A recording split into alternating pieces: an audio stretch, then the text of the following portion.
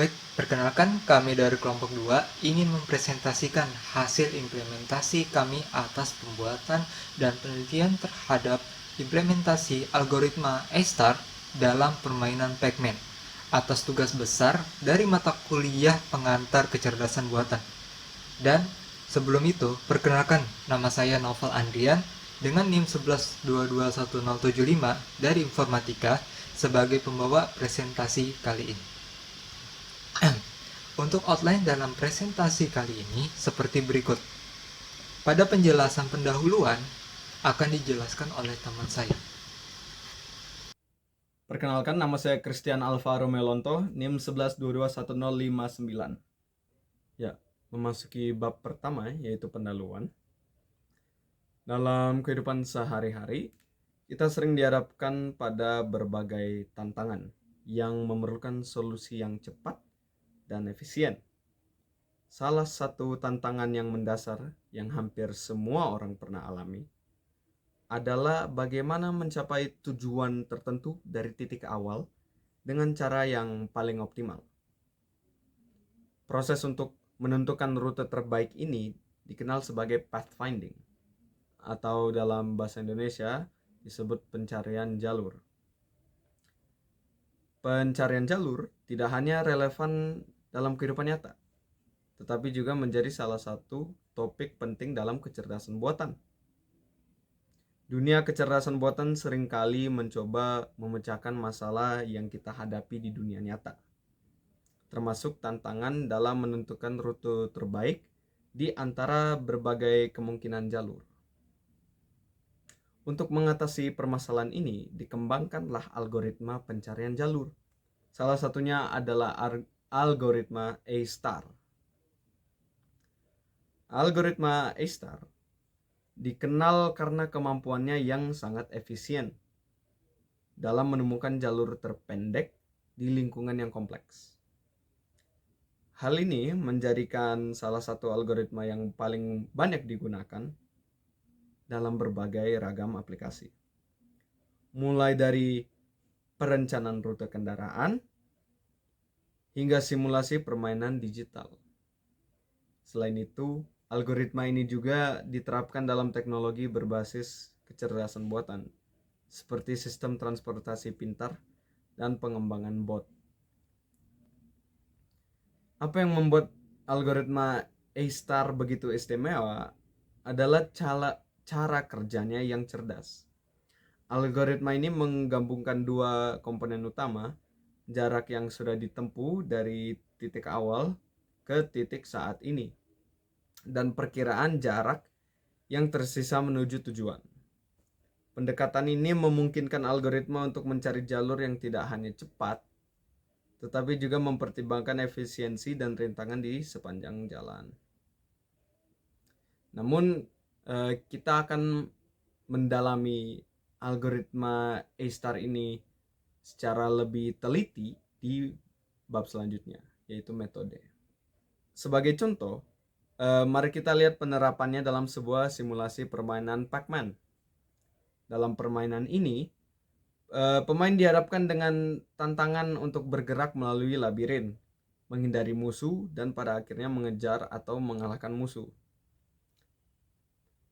yaitu Ghost.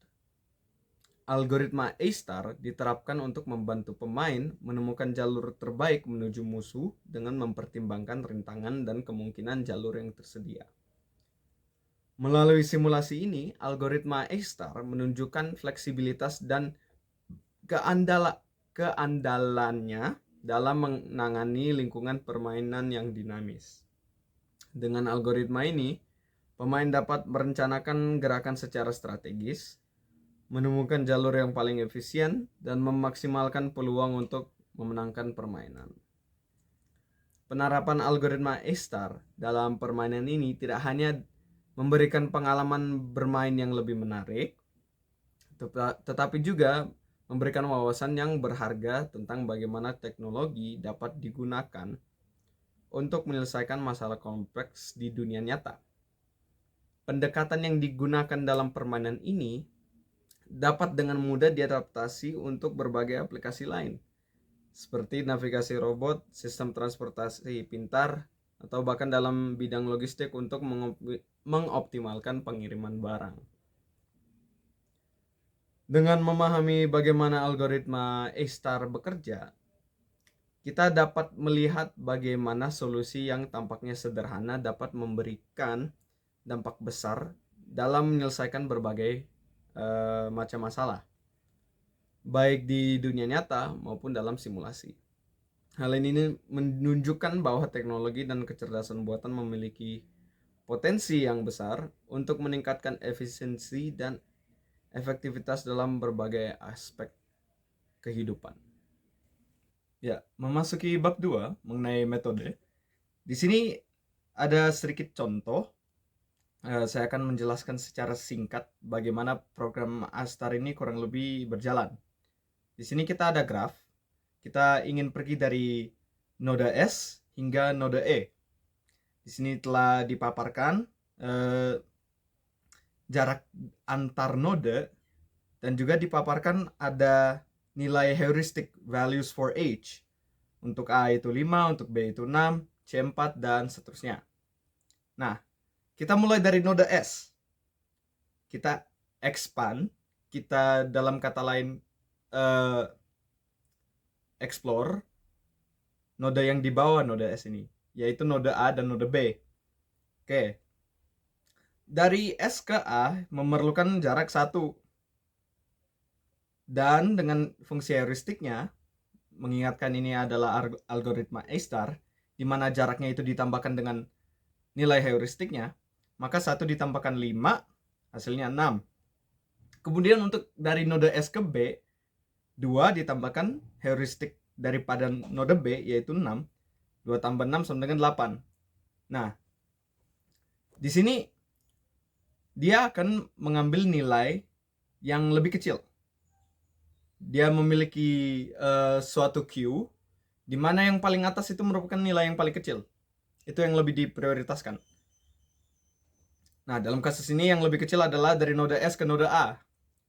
Maka kita akan expand dari node A. Kita akan menelusuri dari node A, yaitu node X dan node Y. Nah, jika kita ingin menghitung kembali untuk node Y, maka kita harus mulai dari S lagi. S ke A yaitu 1, A ke Y yaitu 7, baru dijumlahkan dengan nilai heuristik daripada node Y, yaitu 8. Berarti berapa? 1 ditambah 7 yaitu 8. Kemudian ditambah dengan heuristiknya yaitu 8 juga, yang sama dengan 16. Kemudian bagaimana untuk X? X berarti melalui S ke A 1, A ke X 4, 1 tambah 4, nilai heuristiknya adalah 5. Berarti 1 tambah 4 ditambah dengan 5 sama dengan 10. Di sini terdapat nilai yang lebih kecil, yaitu dari S ke A ke X. Di sini juga mengingat bahwa kita masih perlu menyimpan node nilai terkecil daripada node sebelumnya. Contohnya di sini S ke B. Itu kita simpan untuk kita telusuri nantinya, jika perlu, setelah semuanya sudah kita lalui dan tidak ada jalan lain. Nah, maka kita lanjut dari node S ke A ke X. Nah, karena dia memiliki nilai yang terendah yaitu 10, kita dari X akhirnya sampai langsung ke E. Oke. Dia mulai dari S ke A ke X ke E. Dan itu sudah menjadi titik akhirnya. Nah, bila mana kita lihat algoritma A-star ini mirip dengan algoritma Dijkstra. Tahapan-tahapannya kurang lebih sama. Yang membedakan kedua algoritma ini adalah A-star menggunakan suatu nilai heuristik untuk mempertimbangkan jalur yang dia harus evaluasi, dibandingkan dengan Dijkstra yang tidak menggunakan fungsi heuristik. Nah, maka dari situ eh, apakah suatu fungsi heuristik tersebut? Nah, di sini fungsi heuristik ini tidak menghitung biaya sebenarnya, tetapi memberikan gambaran seberapa dekat suatu node ke tujuan, sehingga membantu algoritma A-star menentukan prioritas dalam mengevaluasi jalur. Nah, umpamakan seperti ini.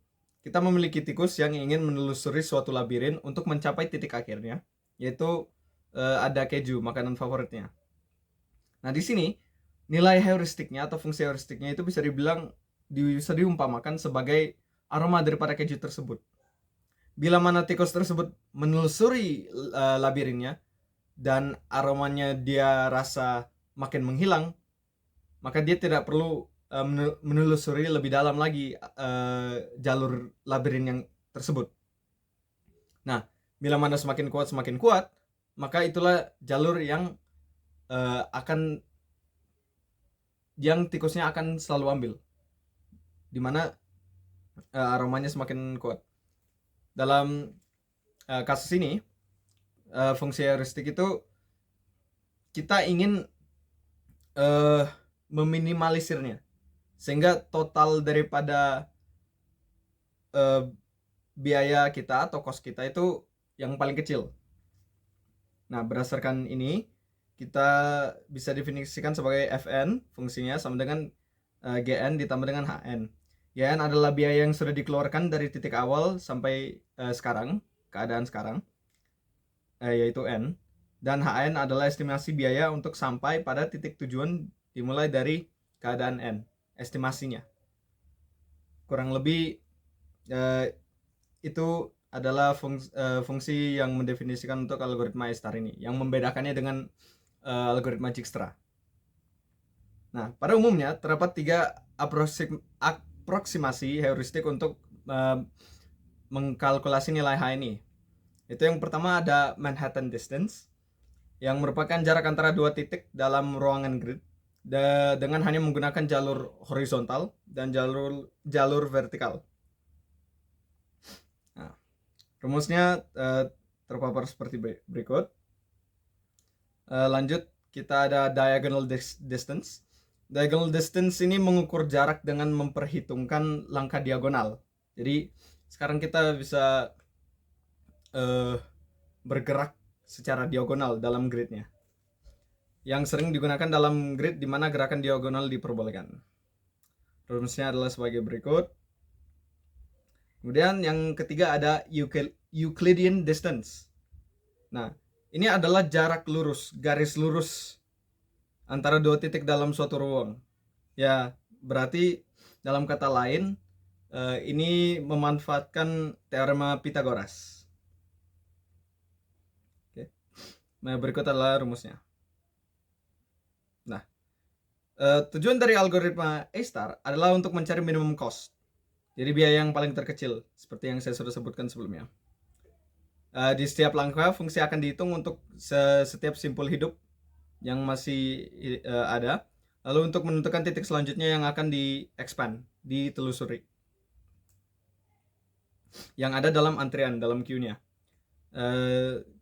Pencarian akan dihentikan jika simpul yang di-expand adalah simpul tujuan. Kemudian, algoritma A-star sendiri, seperti yang saya jelaskan sebelumnya, ini kurang lebih algoritma Dijkstra. Yang membedakan adalah fungsi heuristiknya aja. Kita mempertimbangkan fungsi heuristik, seberapa dekat kita dengan titik tujuan kita. Nah, oke, mungkin sekian dari metode yang digunakan untuk jurnal ini. Tadi adalah penjelasan dari Alfa terkait fungsi heuristik dan bagaimana bentuk algoritma A-star. Berikutnya adalah pembahasan dan hasil serta demo program yang kami lakukan dalam implementasi algoritma A-star dalam permainan Pac-Man menggunakan bahasa Python dan menggunakan Pygame. Penjelasan ini akan dijelaskan oleh anggota kami bernama Rionando. Selanjutnya adalah demo proyek. Program ini dikembangkan menggunakan bahasa pemrograman Python. Python sendiri adalah sebuah bahasa pemrograman open source dan sintaksnya sangat mirip dengan bahasa manusia. Kami menggunakan Python karena kemudahan dalam penulisan kodenya, dan kami juga sudah cukup familiar dengan bahasa pemrograman Python.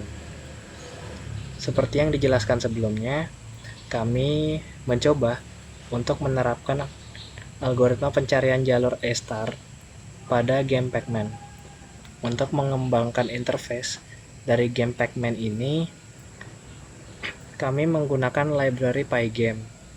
Kami juga menggunakan modul priority queue dari library queue untuk mengatur prioritas node berdasarkan cost dari node tersebut. Selanjutnya, kita perlu mengimport boards dari board.py untuk menginisiasi peta dalam bentuk grid.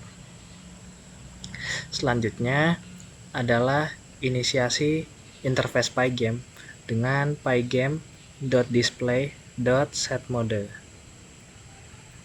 Lalu kita perlu menginisiasi warna-warna yang akan digunakan dalam program.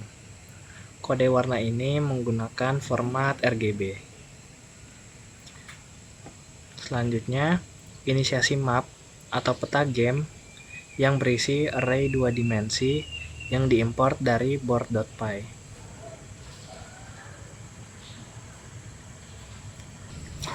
Lalu selanjutnya ada kelas pod.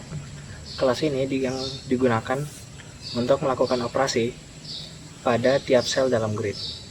Beberapa atribut dan metodenya adalah yang pertama, ada atribut row dan call untuk menyimpan posisi sel di dalam grid.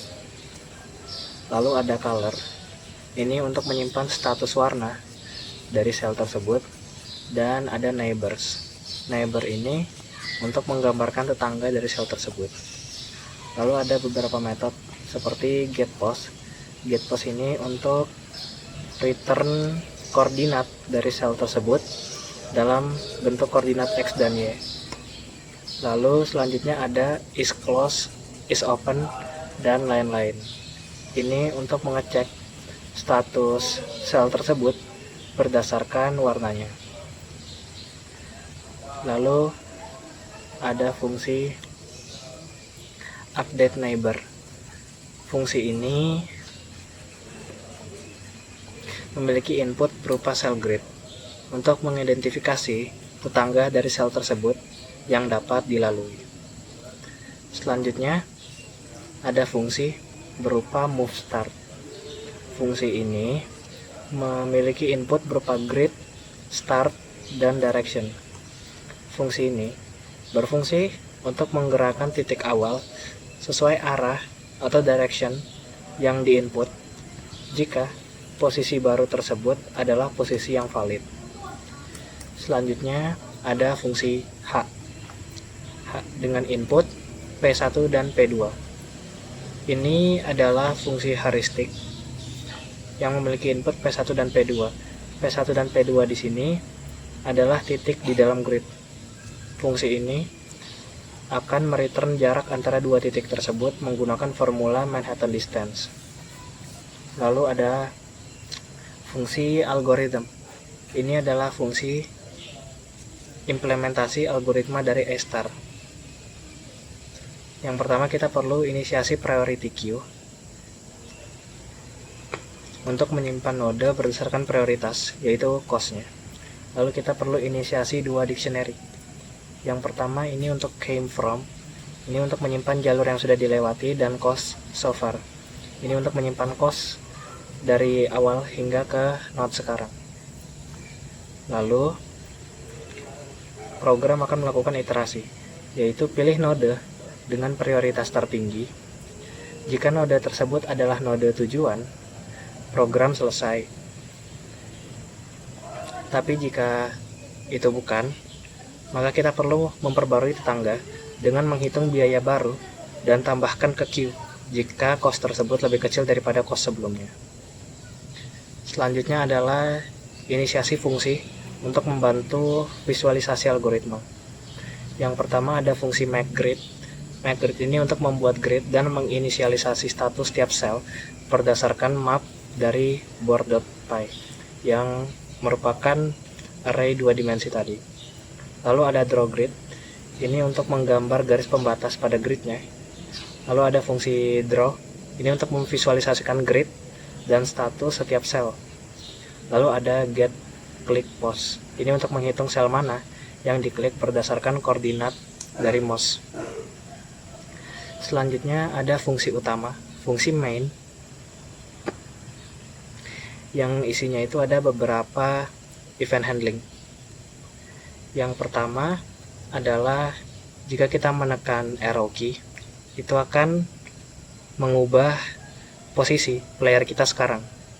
Arrow key kanan itu akan menggerakkan player ke kanan, kiri ke kiri, dan selanjutnya. Lalu jika kita menekan space, ini akan melakukan algoritma S-star-nya.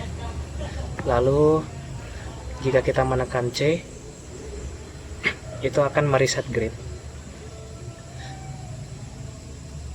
Selanjutnya adalah demo. Pertama kita akan mencoba untuk meletakkan dua titik. Titik pertama adalah player dan titik kedua adalah titik tujuan. Dan jika kita menekan C, ini akan mereset grid tersebut. Lalu mari kita coba untuk menempatkan titik awal di ujung dan titik tujuannya di ujung sini. Jika kita menekan spasi, dia akan mencari jalur dari player ke titik tujuan. Selanjutnya kita juga bisa menggerakkan player.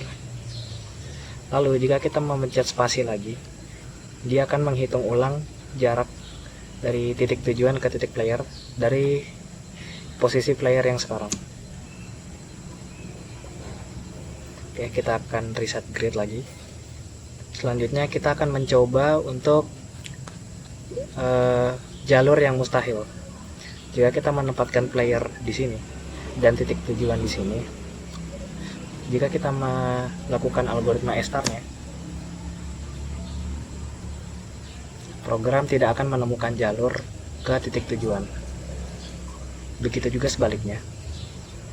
Jika kita menempatkan player di sini dan titik tujuannya berada di sini, jika kita menekan space, sama seperti tadi, program tidak akan menemukan jalur dari titik awal ke titik tujuan. Di sini juga bisa dilihat waktunya, waktu algoritma S-star untuk menemukan jalur. Selanjutnya akan lanjut ke kesimpulan. Tadi adalah penjelasan dan demo program dari Rio. Maka, dari penjelasan Alpha dan Rio bisa diambil kesimpulan bahwa implementasi algoritma S-star dalam permainan Pac-Man dapat disimpulkan bahwa algoritma ini mampu memberikan efektivitas dan efisiensi tinggi dan menentukan jalur tercepat menuju target atau titik akhir. Penggunaan algoritma S-star tidak hanya meningkatkan kemampuan musuh dalam mengejar pemain, tetapi bisa menciptakan tantangan yang lebih menarik bagi pemain. Keunggulan algoritma S-star ini terletak pada kombinasi nilai biaya aktual atau cost-nya dan nilai heuristik yang memungkinkan pencarian jalur optimal dengan waktu komputasi yang lebih efisien dan lebih cepat. Selain itu, implementasi algoritma S-star juga membuka peluang untuk pengembangan lebih lanjut, seperti adaptasi perilaku musuh berdasarkan skenario tertentu, atau menambahkan variasi pada nilai heuristik untuk menciptakan pola jalur yang berbeda. Dengan demikian, algoritma S-star tidak hanya relevan untuk permainan Pac-Man, tetapi juga untuk berbagai jenis permainan yang memerlukan mekanisme jalur yang cerdas dan optimal. Itu saja dari kami. Mohon maaf jika ada salah dan terdapat kekurangan. Terima kasih. Wassalamualaikum warahmatullahi wabarakatuh.